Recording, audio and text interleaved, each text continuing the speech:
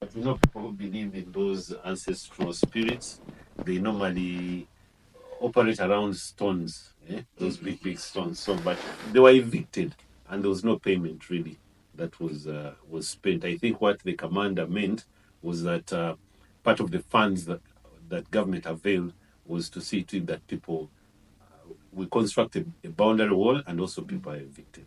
So that's the long and short of the Msambwa. There was no money paid on the Msambwa. I normally joke and say, there might not even be a written receipt or what for the Msambwa because you never see Msambwa. The people even had land titles. Yeah, they've been fake land titles. When government acquired the land, there was an error by default or by design. The white paper was not cancelled. So even up to today, you'll find someone coming up and claiming that he or she was not compensated. But these are normally the grandsons or children who are coming up. But land, everyone is compensated for land at the stadium. So it's fully owned by government and Mandela National Stadium in particular. First traffic to 1st May, this Wednesday. Yes. 1st May is a very important activity. We need to test. We don't want to make mistakes.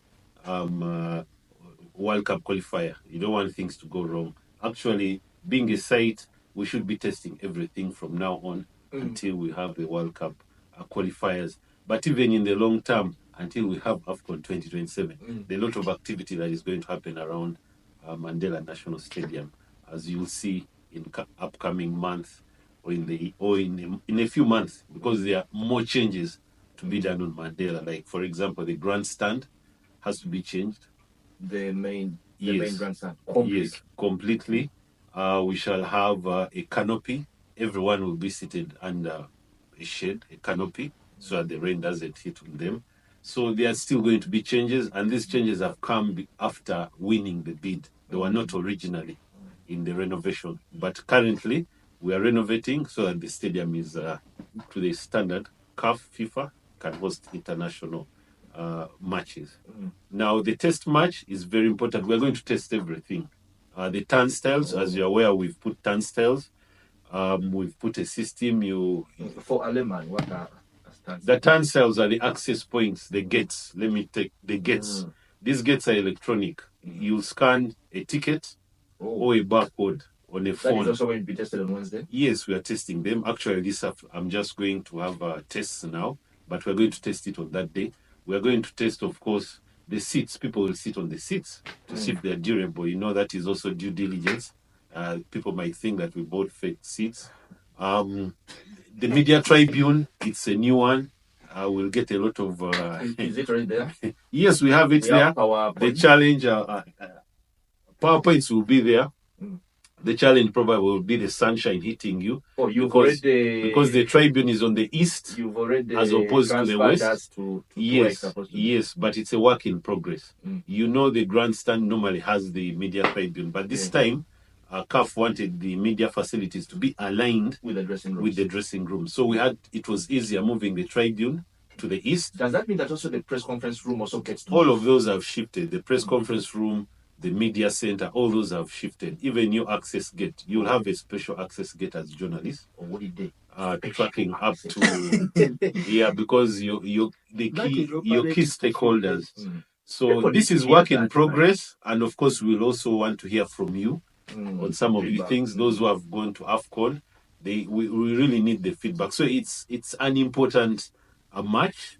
It's a double header. Of course, it puts us on our toes because, for example, the floodlights, we have the ones we ordered have not yet arrived in the country, but we have floodlights there. There been an improvement on floodlights. The floodlights?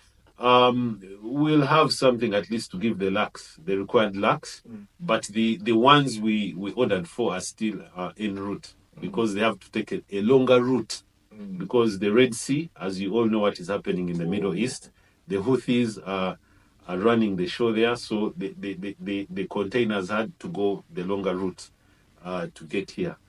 So the turnstile CCTVs are on, so that we shall also be testing. We have over 200 cameras that are positioned. So it's really going to be a test. It's really going to be a test in all aspects.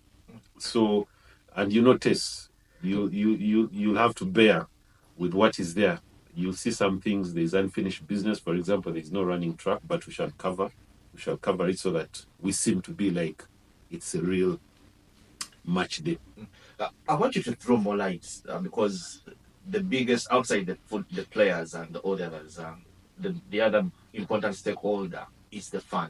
Yes. The people who are going to access the stadium. Yes. When you talk about the electronic gates, people will need to scan their tickets and all that. When are these tickets going on market? What is the arrangement of purchasing these tickets? Well, for this test match, Yes. that is not on our side, but I can give you some insight. It's KCCA and Bull who are selling the tickets. Probably they will be up today. They're still going to be digital? Yes, they'll be digital. And they are running the show because they are the hosts. For us, we are providing the facility and the support. So they'll have barcodes. Though I thought it should be your software. Yeah, it's our system. So we've integrated the clubs and our system so that it's a seamless transaction. So we'll be transferring we'll give them an interface. So they sell the tickets, people will come with their tickets and they'll have them It's the same thing that will happen when cranes are playing. FUPA also have their own. Yes, but ideally we want to be in control as a stadium, especially in terms of the number of people that get in. So we shall have some tripartite arrangement where we agree on the modalities on how we manage the ticketing. And there's also we also have accreditation in the system. So it also means we'll give an interface. Accreditation for the service providers and the media. Yes. So they just put in the data and then the prints are done for access. So it will be purely ticket, accreditation, invitation. Yes, the big picture here is that to see that CAF can go on and pass the stadium to host international games. Yes. So what's the timeline from the day the games are played until when CAF passes? And what do you want to target on that day? Because I don't think that CAF will send their officials to come and watch those test matches. What's your target like?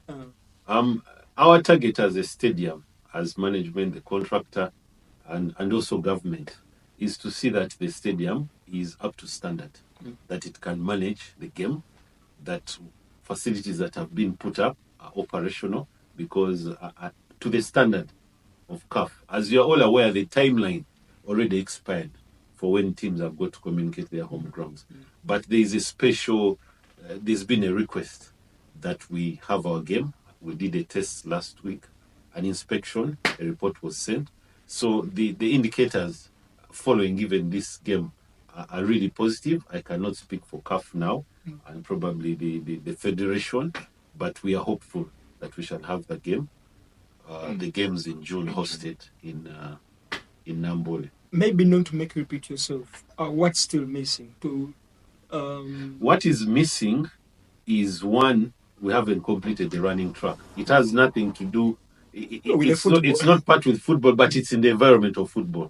So the running track is yet to be finished. Two, the floodlights, the full scope of floodlights is also pending, but we have plan B to see to it that we have floodlights. That one is there. We've improvised for that. Then three is the PA system. It's not yet up and running because the public address system, but we shall have a public address like we did during the inspection. So those are the key critical issues that are missing. The furniture is all there. Yes. And then just minor works like a site. We're at about 90%. So we still have the 10%. For the training pitch, we are constructing the dressing room. For the training pitch? Yes. And as you know, Namboole is going to become a home for rugby. Yeah, very soon. So the outside pitch, we've done, even in the main pitch, we've put in the goal pitch, we've put in the goal sockets for rugby. But now we are putting up a fully fledged dressing room for two teams. So at rugby. And a mini stand. So we can also have league matches there. So those are the pending issues. Yeah. Yes, it's been 5 years, I think, since our last game. What would be your message? Because I'm to Ugandans, because I'm guessing on that day, first May, there's a small banter outside with for people saying they're going to be there by midday. What would be your message to Ugandans who are really excited to be able to come and watch these games for the first time in 5 years at Namboole? I would welcome all Ugandans back.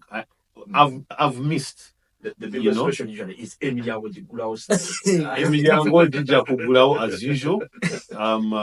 I think we normally open midday because the match is at 4, but it's a double header. But gates will be open probably at midday so that fans can come. It's an opportunity for people to see what is happening. Of course, it may be a bit challenging, but managing that excitement and that expectation.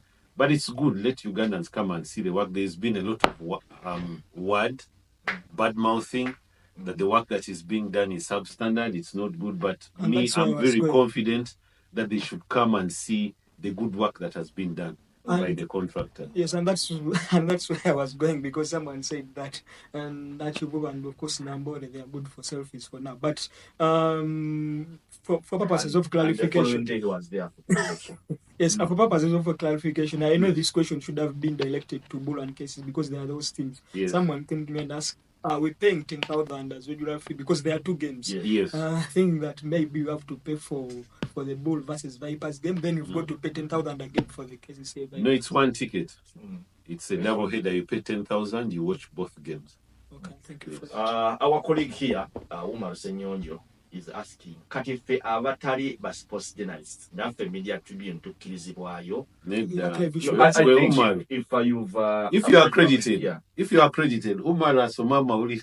Umar ojja kukosa mama oli. It's a public holiday. He can be. No, I think it won't be If allowed they have because- accreditation. No, as long as you're an accredited journalist, No, you the can thing access the is- media tribune. We have The over 100 seats in the media tribune for journalists. Yes, we but- could go up to about maybe 120, 130. Yes, but the one who's handling the media the accreditation process for the media is, I think, Moses Magero, who's It is KCCA. Yes, and I've got to put it right. In that message which he's saying, he said that accreditation is only for sports journalists.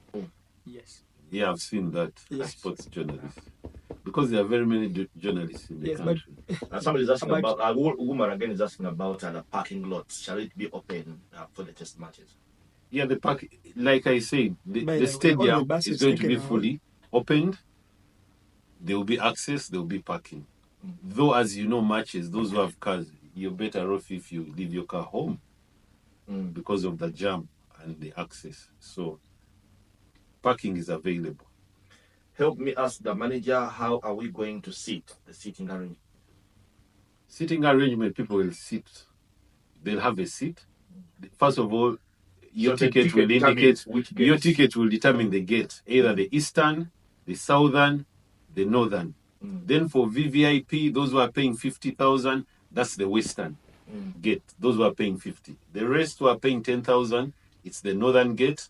The northern gate, you access it via jokers. Also the eastern gate via jokers. And then the southern gate through Chireka, there is that bypass. So if you're paying 10,000, you come through east, south, and north gate. So when you come to Chireka, you go down that bypass that goes to Boyogerere, or you come through Chireka. If you're paying 50,000, you're coming by invitation, you come through the main gate, which is the western gate. And the media, which gates are we using? The media will come in through there's a gate with that parking near the hotel, the substation. You come through that gate. Oh, the Namboole you park. Hotel. Yes. Via the Namboole Hotel, you park. If you have a car, you get into the parking. If you come by public means, there is a small gate. The substation. Yes. Through that road, that loop, Chireka, where you get it. I don't know what. Oh, the gate next to the Namboole.